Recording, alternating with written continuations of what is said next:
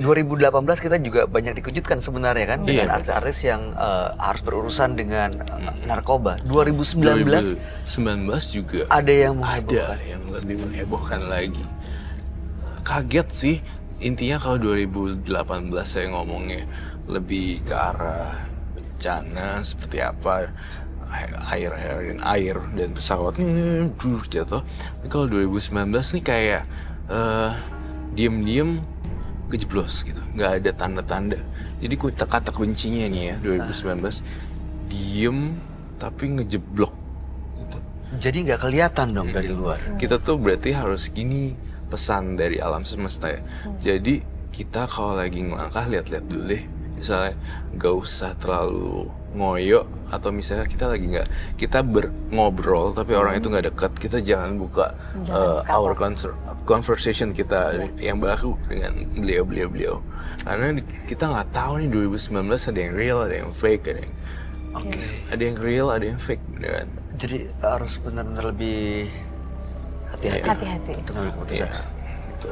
Kemudian dunia artis saya juga masih ngerasa saya merasa sedih juga. Ada salah satu seorang wanita meninggal dunia pada tahun 2019, artis senior wanita. Tapi saya juga tidak bisa ngomong inisialnya. Oke. Tapi hawa itu kecium di saya. Ya mudah-mudahan siapapun Sosok senior ini ya kita nggak pernah tahu ya, namanya jodoh siapapun. Iya, siapa yang tahu jodoh kematian kita nggak pernah tahu. Nah, kembali bicara soal jodoh, Roy. 2018 ada banyak juga selebriti kita yang berpisah. Percintaannya kandas, pernikahannya yang kelihatannya baik-baik aja, tapi ternyata harus berujung ke perceraian. 2019 gimana, Roy? 2019 juga lebih parah dari 2018. Jadi yang kelihatannya baik-baik malah ngejeglok, yang kayak aku bilang tadi. Tiba-tiba ada aja berita gitu.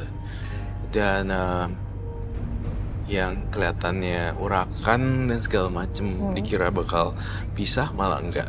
Malah baik-baik aja. Sebaliknya juga.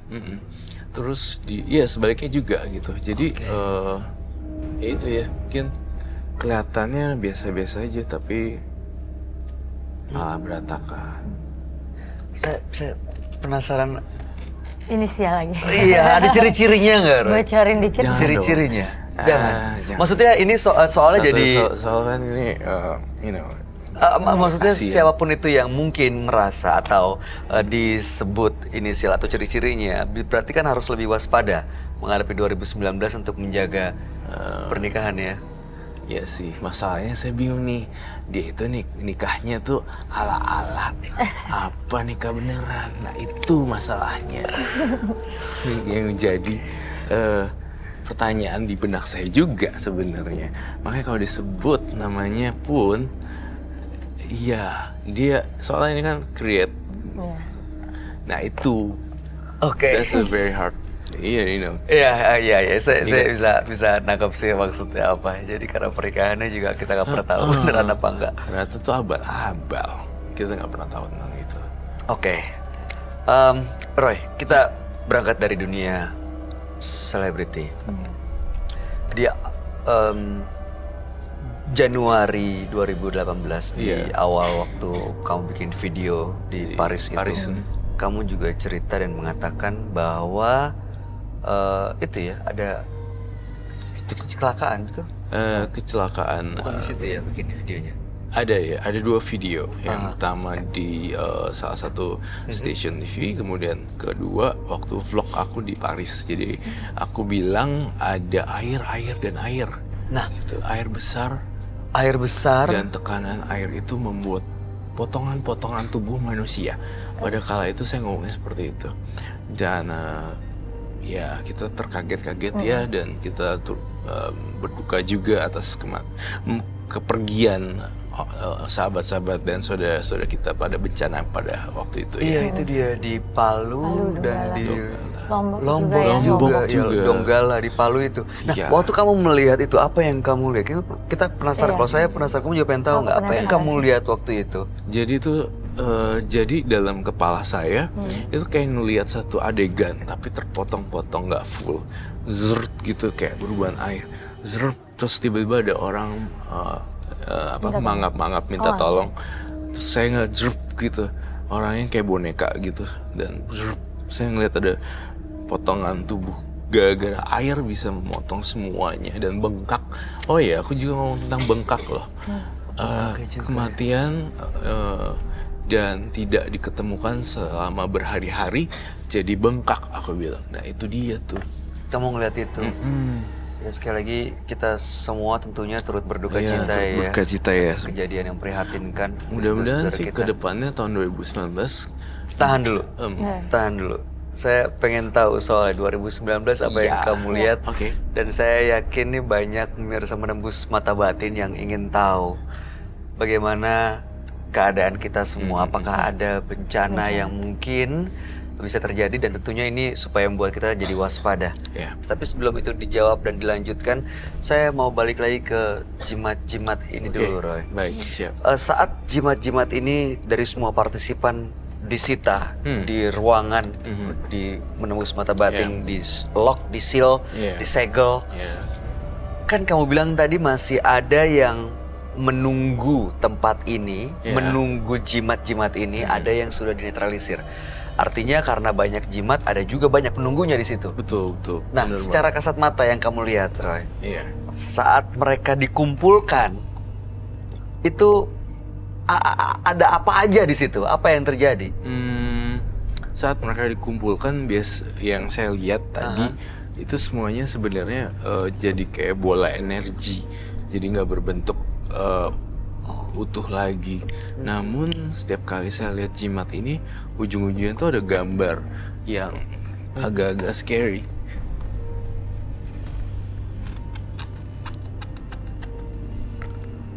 Jadi aku kayak ngeliat ini keluar satu persatu gitu, kayak bentuk kepala, terus tiba-tiba dari semuanya, terus keluar yang lain lagi ke sini. Dari bulatan energi itu terbang.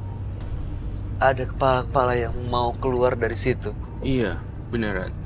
Ada yang mau keluar dan tapi mereka tuh tetap di dalam lingkungan sini-sini aja sih. Jadi ada kayak banyak muka gitu loh terbang. Seperti itu. Ini mereka sebenarnya kayak terikat gitu ya?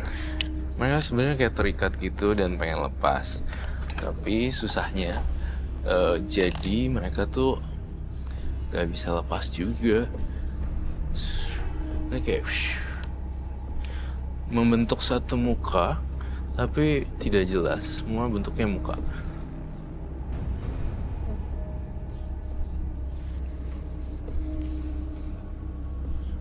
Gitu. Itu yang saya lihat. Tapi mereka nggak akan lepas kan, Troy? Sebenarnya enggak ya. Apa yang bisa bikin mereka terlepas? Gini, kalau misalnya mereka terlepas itu biasanya kita ngelakuin kayak kita worship lagi, kasih dimandiin lagi. Pemujaan lagi. Iya.